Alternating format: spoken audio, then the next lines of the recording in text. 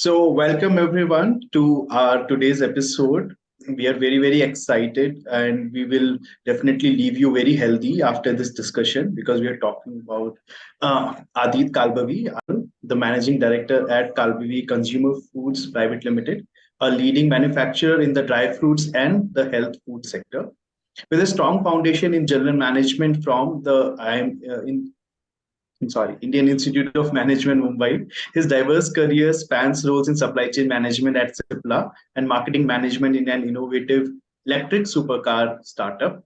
Adi's commitment to healthier living is evident in his leadership at Kalbavi, where he manages the production and trading of dry fruits and health foods, aiming to transform the world one step at a time. So Adit, help us understand how that actually transition happened for you from your corporate life to your business.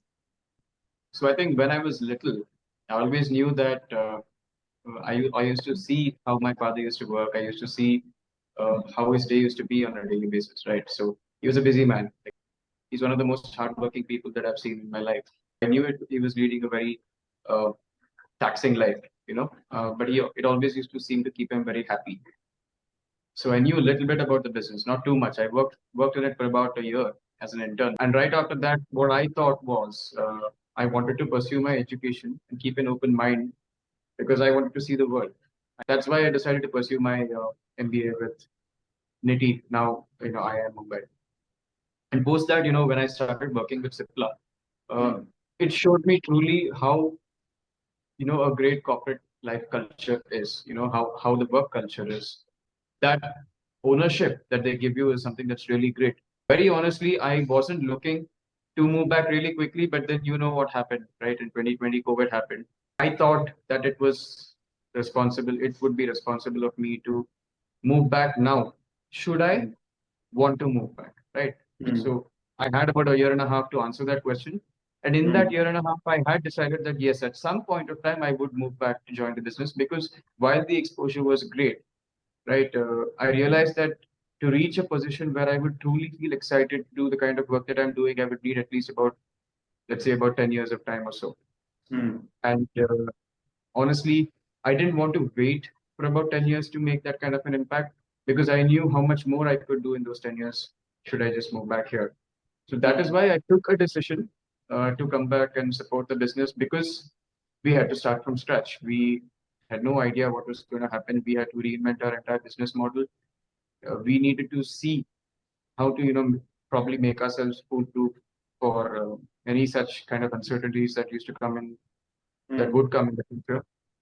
And since my father also, he didn't have the kind of corporate exposure that I had, so he was limited to this city and the kind of mentality that people have in this city in order to know how to run a business, right? So he was having that experience with him.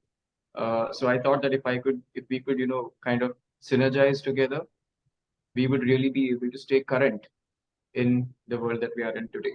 Walk us through exactly what your business model is?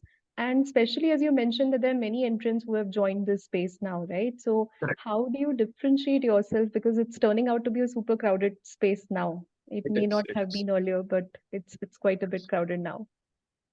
I heard you say that this is a very lucrative market. So I think I'd beg to disagree over there. It's Okay. anything but lucrative. It was a lucrative market about 10 years ago. Right now, because the space is so crowded, it's become nothing but a commodity. It's been Hmm. literally driven into being a commodity. Hmm. So the margins that we used to have of 10 to 15% have shrunk to probably 2 to 3% right now. I'm not too sure how much about cashew that you're aware of because a lot of people that I ask, they just know the cashew that they eat and nothing beyond that. So the raw fruit, right? If you've seen the fruit of cashew, it's the nut is growing at the bottom of the fruit. Mostly the fruits are used to make cashew wine out of. So it's a different industry altogether. But the nuts are then dried and then you know sent over to the processors. Basically, if I have to talk about India, it's majorly grown on the entire western belt of Maharashtra, Karnataka, Kerala, and Goa. And if you talk internationally, right now the biggest hub of raw cashew nuts is Africa. Okay. You also have Brazil and Cambodia and Vietnam, etc., which are slightly smaller, but Africa is currently the biggest hub of raw cashew nuts in the world. Say I have a facility where I have a daily capacity, production capacity of 50 metric tons per day. So that is why we import 100% of our produce from East and West Africa. We're not able to do it domestically just because we're not able to get that kind of volumes which are consistent in quality at a single point of time. Coming to the processing side of it, cashew nut as a nut has 7 stages of processing. Right after you cut the nut, you get the cashew which is covered in a pink color coating. We call it either husk or testa. The cashew has about 10% of moisture. So unless you remove this, the peel kind of sticks to it. So it kind of doesn't separate easily. So once we extract the moisture, we then have to peel out the husk, and then that exposes the kernel inside. Pun intended, no two nuts are alike. When I say this, every single nut has its own characteristic, and it is ever so slightly different from the last that, if it doesn't fit in within your quality, you'll have to remove it and then use it for something else. And to give you a generic sense of what we do, we make about 60 different qualities in cashew. So once the cashew is peeled, there are 60 different qualities, both in wholes and brokens combined. And to give you a gist of how or what rather quality is, it's based on 3 parameters. One is size, one is color, and one is texture. So the wholes primarily go to the consumer side, either in consumer packets or let's say the larger sizes go as gifting items, etc. And brokens, most of it goes to the B2B side of it, where it goes to your restaurants and caterers and halwais, etc. Ice cream, biscuits, depending on the size of the cashew. Each size and each quality has its own customer, end use basically. Seeing in the B2C model, I am just curious whether you are a pure play brand or do you also white label your cashews? Like, what's We your do play? white label as well. We do white label as much as possible. We want to be a pure brand, but Okay. in today's market, when everybody is coming up, your your Reliances and your Flipkarts and Walmarts and D-Marts that are coming into the space, you can't decline those offers because you need to build and maintain relationships with your corporate customers. So we white label for Flipkart at the moment. And as we speak right now, there is some interest from Tata that is shown as well. So I think we'll be meeting them within a couple of days' time or so to see if that can materialize. We may be white labeling for Tata as well as we go forward. The rest of it, of course, it's in my own brand. And my major customers right now, the bulk of my suppliers are going to D-Mart and Flipkart itself. And this is pan-India. Okay. So Adeeth, give us a sense of how big is Kalbavi Consumer Foods today? So I think let me just date back to 2020. When I joined, we were somewhere at about 130 CR in terms of revenue. 2021, we clocked 150, 2022, 175, and the last year, we clocked 220, roughly 220, 225 in terms of gross sales revenue. So what has been your toughest hurdle that you had, come across ensuring this tasty snacks, gets to the consumers as it should be?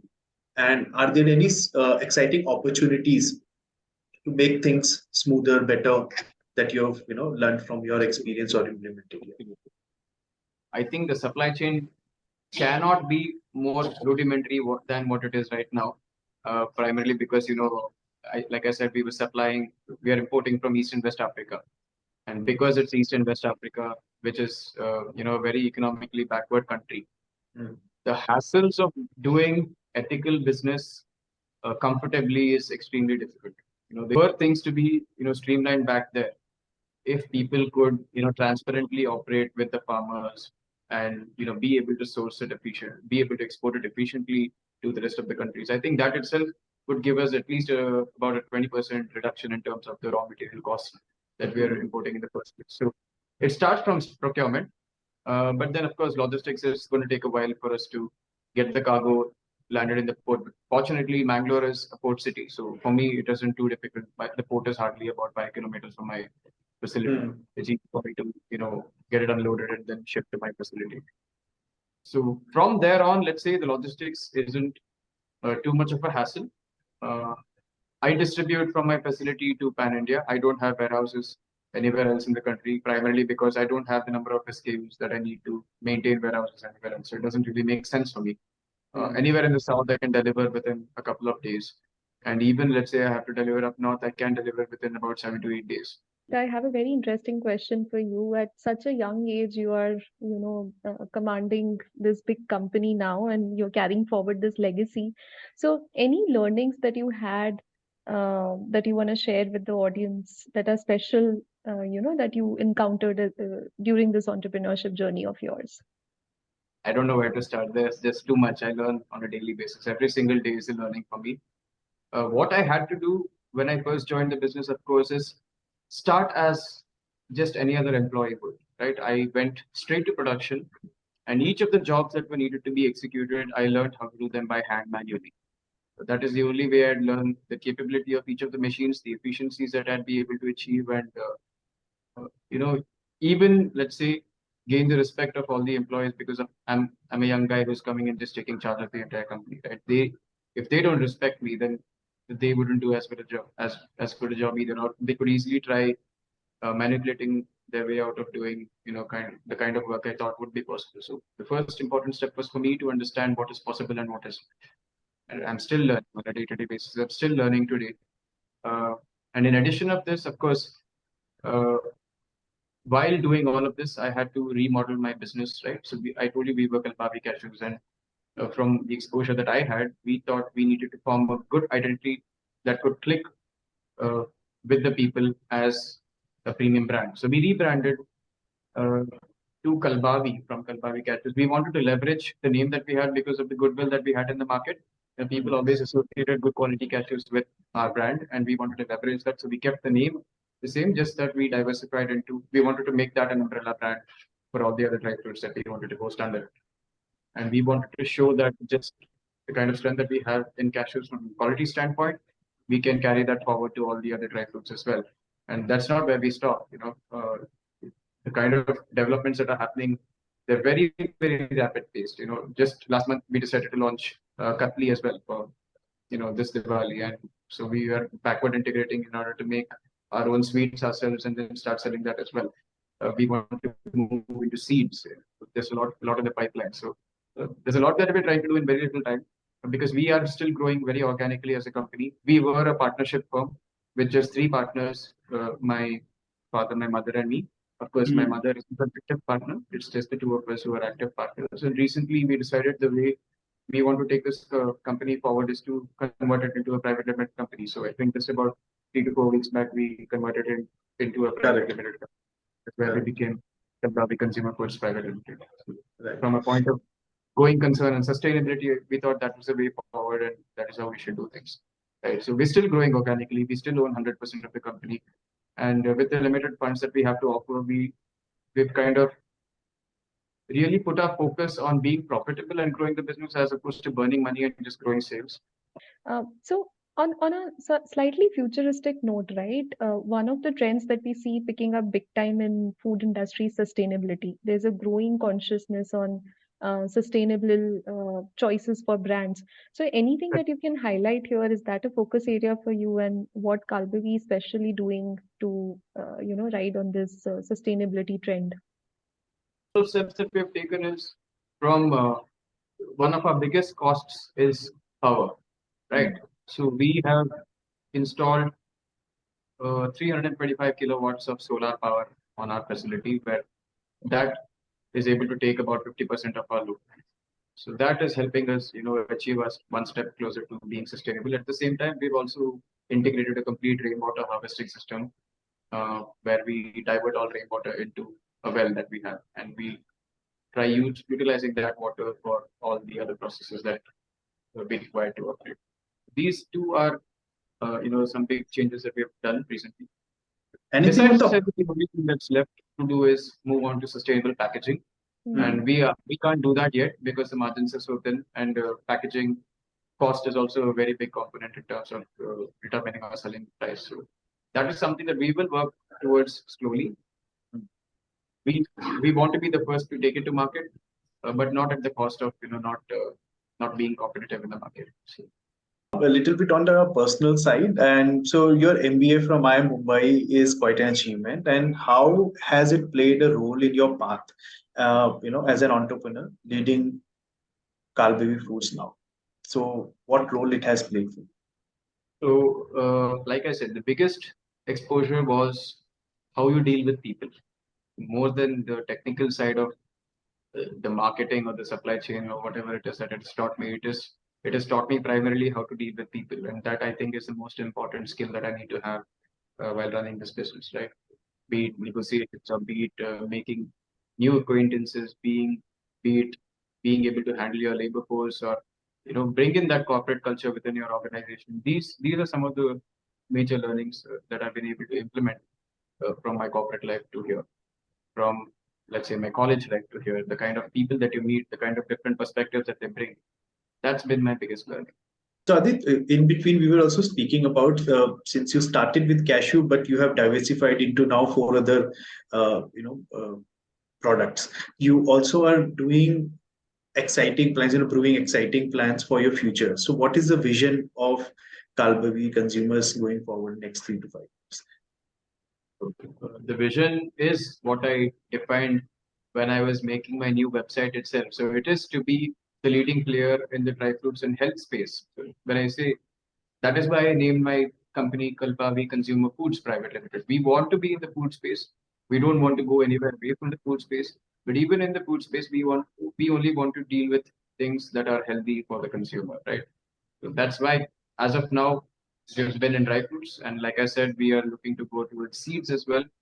And if you're able to develop any kind of value-added products also from this, uh, a lot of people are doing energy bars and so on and so forth. Like you can do a lot with health foods. You can do a lot with dry fruits because they're such a massive source of energy and they're just so healthy for you and so good for you.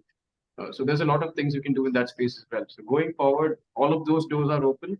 Channel name is RealE. So any really aha moment in your entire entrepreneurship journey, which was like a turning point for you, right? If you can narrate that to us. An aha moment. I don't know if I'd call it that, but I did get married just 2 years back. So I think the aha moment was for me, jumping into business and getting married at the same time too. So to be able to balance that at that point of time where I had to, devote a lot of time to the business as well as, of course, if you're newly married, you have to devote a lot of time to your family, right? That balance was a little difficult to be able to, let's say, get the best of both worlds, if I were to say. I think that was quite a aha moment for me. That was also, let's say, a big learning for me to be able to manage both at the same time. If you had to give one advice to other entrepreneurs, aspiring entrepreneurs, right, who are looking to make it big in the consumer food space, what would that one advice be? Don't be too scared to take risks, but I wouldn't say take whatever risk you fancy. Take calculated risks. Take risks in a way where even if you fail, you're not going to lose everything, right? Make sure you have, a calculated enough plan B, some amount of money that you still have to be able to lead your day-to-day life to as security, let's say for your family, if you're married, then for your wife and your parents, etc. So make sure that you have a plan B available, but don't be too scared to pursue your dreams because there are millions and billions of entrepreneurs in this world, and anyone can become an entrepreneur. So don't let that fear of not being able to make it hold you back. You may not be the biggest of them all, but you'll definitely be able to make a dent in whatever you put your hands or feet into. So